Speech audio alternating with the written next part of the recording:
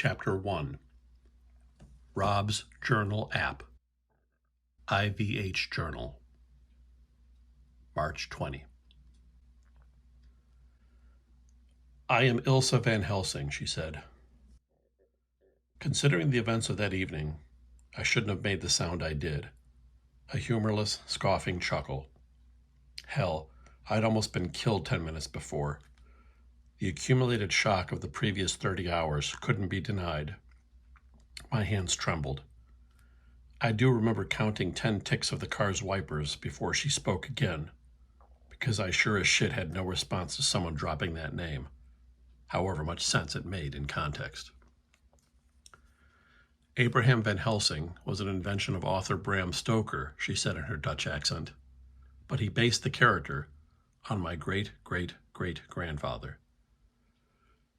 Seriously, I had nothing.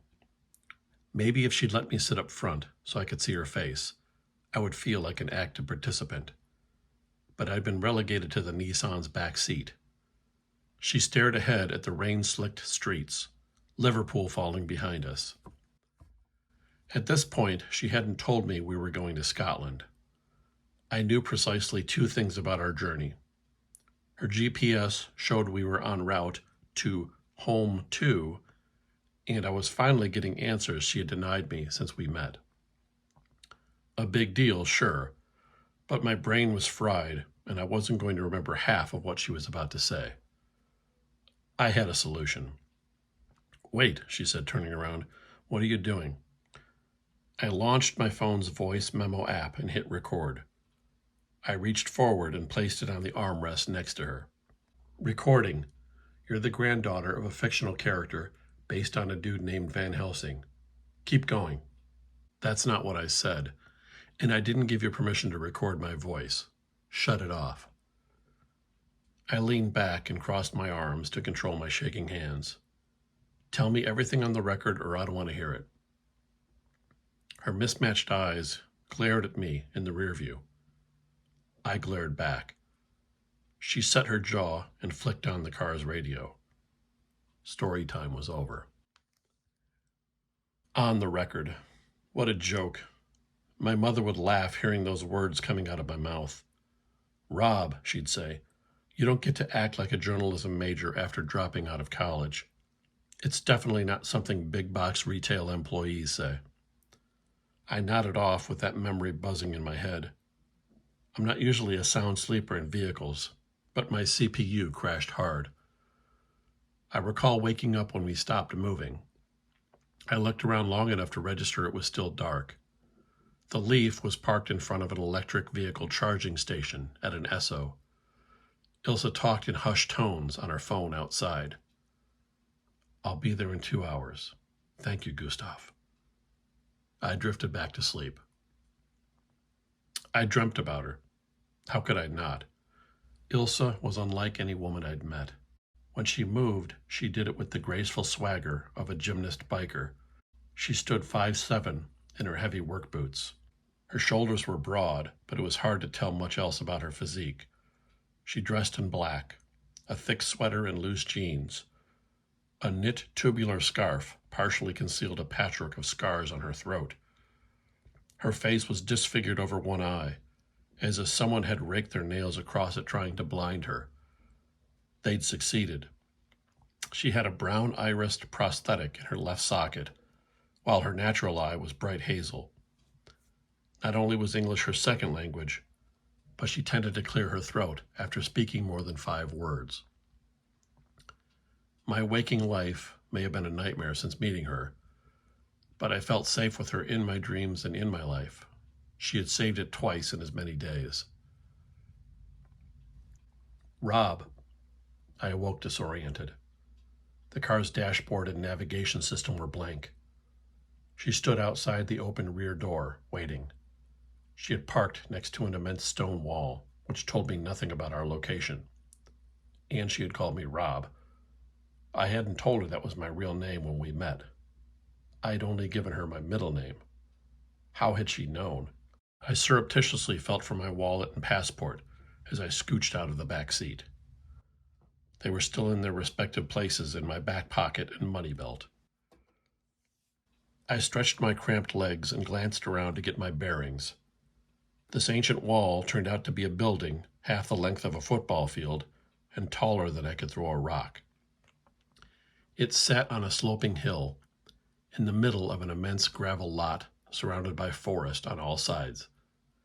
In a near corner, a straight, dark road dipped down between the trees. The approaching sunrise from behind peeked through the clouds enough to show it ran for a good mile or more. Holy shit, is this a castle? She heard me but didn't answer, already heading around the nearest corner. Not a fan of stupid questions. I grabbed my backpack and trotted to catch up. I circled wide around the corner to take it all in. The building's facade, equally wide as its length, looked nondescript. It had small windows no lower than the third floor. The parapet atop the fourth had no tower. A trio of stone gargoyles hunched over the edges, one at each corner, the middle one directly above the arched central entrance. They seemed to scan the forest for danger. I followed Ilse into the archway, leading to a pair of heavy oak doors. A portcullis hung a quarter of the way lowered, 3 feet over my head. If this is home too, how many others are there? 2 in England, 6 total throughout Europe. She said it as if actual castles were as common as white castles. She stood on tiptoe and positioned her face in front of a lens mounted in the alcove's brickwork. A tight green light scanned her eye. The right doorway let out a click. She reached for the huge handle. I expected creaking, but it swung open on oiled hinges. I removed my baseball cap and followed her inside. The interior had been renovated. The ceiling was 2 stories high. A dimly lit chandelier hung overhead, and a wide stone staircase led to a second-floor landing overlooking the foyer. The air smelled stale, like the unused parlor of a historical settlement, but someone had recently burnt a healthy amount of sage. Gustav, I guessed. Ilse closed the door behind me and flipped a deadbolt latch, the sound of it ping-ponging around the walls. She punched buttons on an alarm system console. It armed itself with a beep. She glanced around with a private, sentimental smile. I got the impression she hadn't been here in a while. She dropped her duffel bag on the lowest stair. Motioning to the right, she led me to an adjoining room, boots echoing on marble. My mom's whole house would have fit in the sitting room. A crackling fire in a large hearth beckoned on the far end. At the near end, modern furniture flanked a 4K television with its own circle of couches. Pinned to the walls were large red and white banners, which I've come to learn are from a prominent Netherlands football team. "You can sleep in here," she said, gesturing to a couch by the fire. Sitting on it were a pair of folded blankets and a pillow. The Wi-Fi password is AFC Ajax 123, all uppercase. AFC Ajax, I repeated. Got it. She pointed. The bathroom is down the hall. Chamber pot? She sighed, her face dead serious. What year do you think it is? Only joking, I said, offering a smile. She didn't return it. Look, Ilse. I came within arm's reach of her and stopped. The reason I stopped is because I saw her plant her feet and curl the fingers of one hand into a fist. She saw I saw and relaxed her hand. It had been a reflex, nothing more. She cleared her throat and blinked up at me, that single hazel eye piercing me with a surreal degree of intensity. It saw every move I made. It had seen pain and violence. I was nothing in its gaze. She may have been shorter, but I felt like a kid standing before a uniformed war veteran. I held up my hands and said her name again. She didn't move, waiting for me to continue. I wanted to thank her. I wanted to tell her that I owed her my life. I wanted to ask important things, like why she brought me here in the first place, but I couldn't find the words. She released me from her hold when she tossed her gaze to the side.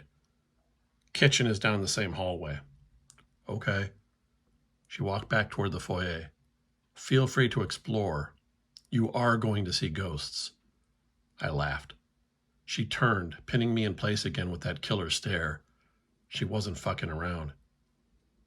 Keeping that in mind, do not go in the basement. I nodded. Tell me you understand. I understand, I said. Goed, she said in Dutch. I don't need your screams interrupting my sleep.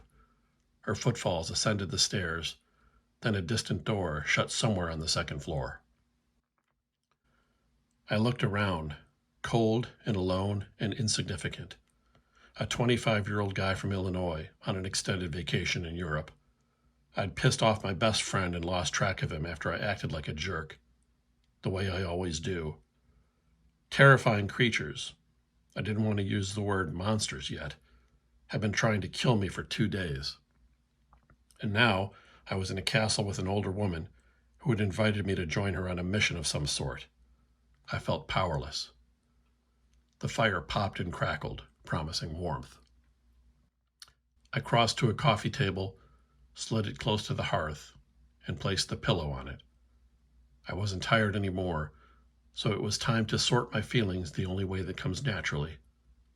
I sat on the rug, propped my phone against the pillow, took the collapsible Bluetooth keyboard out of my jacket, and began writing.